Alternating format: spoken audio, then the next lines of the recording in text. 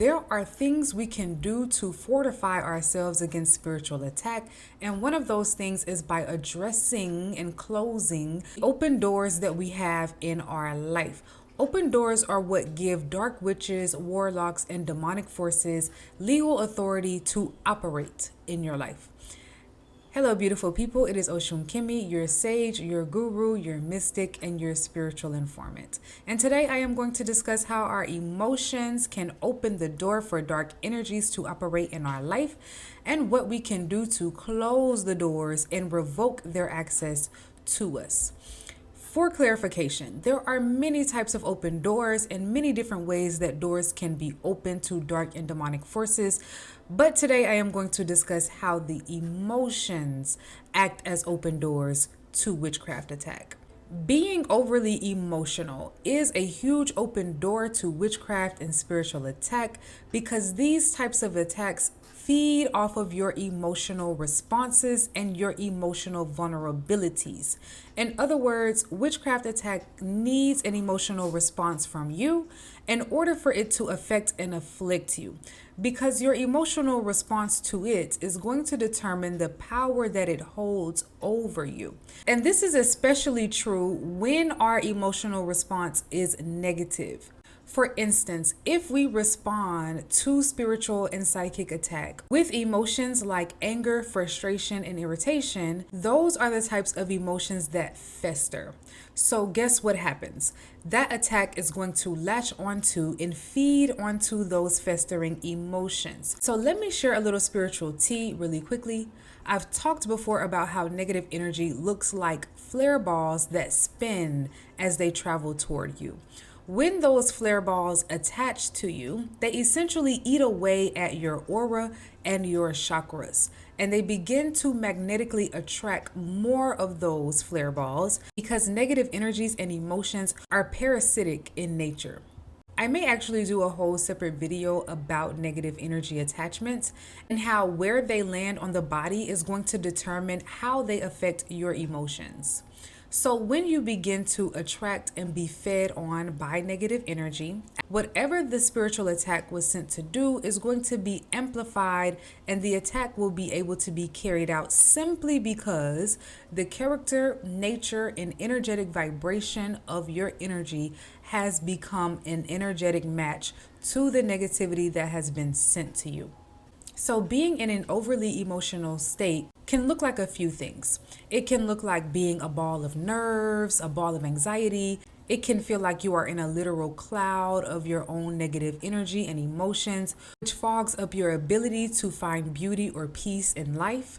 Or it can feel like you are a walking emotional storm, where when you walk into a room, people may walk on eggshells around you because they can feel that you are uneasy or that you are angry. And now their uneasiness around you is going to also be food and fuel for the attacks sent against you. One of the primary goals of witchcraft attack is to isolate you. It needs for you to feel alone. It needs for you to feel anxious. It needs for you to feel abandoned. And so when we are overly emotional and so caught up in our own negative energy, people don't necessarily feel comfortable around us. And when we are so caught up in this negative energy, we also don't feel comfortable around those people, because then we get into a mindset of, oh, nobody understands me. Nobody can relate to what I am going through. So you see how quickly negative emotions open the door wider and wider to psychic and spiritual attack. Once we engage or entertain that attack with a negative response, that negative response essentially is like a domino effect, where it is going to begin to touch every single aspect and area of your life, to where now your relationships are suffering, now your finances are suffering, now your mental health is suffering. Emotions like anger, victimization, unforgiveness, pride, and resentment harden the heart and cloud the mind. A light-hearted nature and level head is essential for our protection against witchcraft. Highest vibration is love. So anytime we are in those other low vibrational emotions, then we are very, very far away on the energetic scale from that vibration of love. When I am talking about anger, resentment, and unforgiveness, I am not one of those people who will sit here and tell you to forgive the covens and societies who are out here cursing you, your finances, your bloodline, etc. When I am talking about having forgiveness and compassion, I'm talking about having it with and for the people who matter the most. Because the real spiritual tea, and I'm going to get vulnerable and honest with y'all here today, I had a lot of resentment. I had a lot of anger. It was not necessarily with the people who were cursing me. I had a lot of resentment and anger with God. I had to learn to forgive God and forgive myself and forgive my ancestors because I deal with a lot of ancestral and past life karma. But for the longest, I had anger at God for allowing people to operate negatively against me and for allowing people to put me through hell. I had to forgive my ancestors and remember that they experienced spiritual horrors that I never would have survived. Like, how could I be mad at them for not doing their spiritual work and leaving me with all of this ancestral karma to deal with when colonialism and slavery made sure that they could not engage in their indigenous spiritual practices?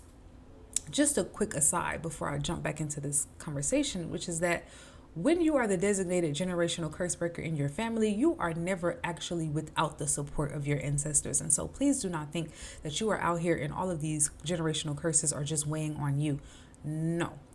This is why the generational curse breakers are usually the ones with spiritual gifts, and they have a super powerful energy. They attract blessings very easily, and that's because you have all the energetic powers and knowledge of the absolute best of your ancestors. Breaking ancestral curses comes with extreme spiritual, material, and emotional reward. Okay, back to the topic. So I also had to forgive life for not necessarily being what I thought it was going to be, because I could not have predicted when I was a young little tenderoni out here the horrors that I was going to experience as I grew into my spiritual destiny and into my spiritual calling. So I had to release a lot of resentment and find acceptance for my life simply as it is. And in radical acceptance for things as they are, where we're not longing for anybody else's life, we're not comparing our paths to anybody else's, that is where total peace is found.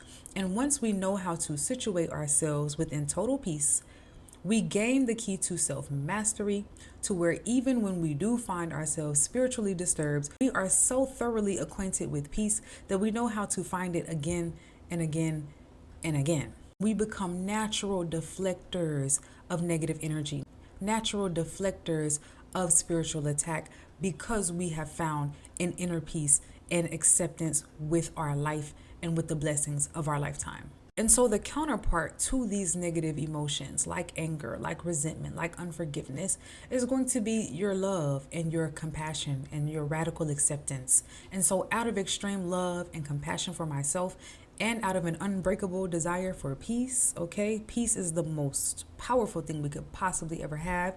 I do the work of healing because anger, resentment, and unforgiveness makes us miserable. And misery makes us prime targets for dark entity attachments and witchcraft attack. So the most radical thing that you can do to fortify yourself against spiritual attack is to let go of poisonous energies and instead love your life, love who you are, love who you come from, love God for God's extreme intelligence and skill at creating the beautiful prophecy of your life, and love yourself for having the courage to do hard things. It is so easy to be out here evil, miserable, and on demon time. But if we want longevity, peace, and divine favor, we must choose otherwise. With that being said, please, if you need a reading, know that I am here and I would be honored to guide and assist you in any way that I possibly can. If you want to be a part of a community learning self-mastery, alchemy, energy healing, and the mysteries of the universe, please join us on Patreon. There will be a link for readings and a link to the Patreon in the pinned comments of this video. Peace and blessings, everybody.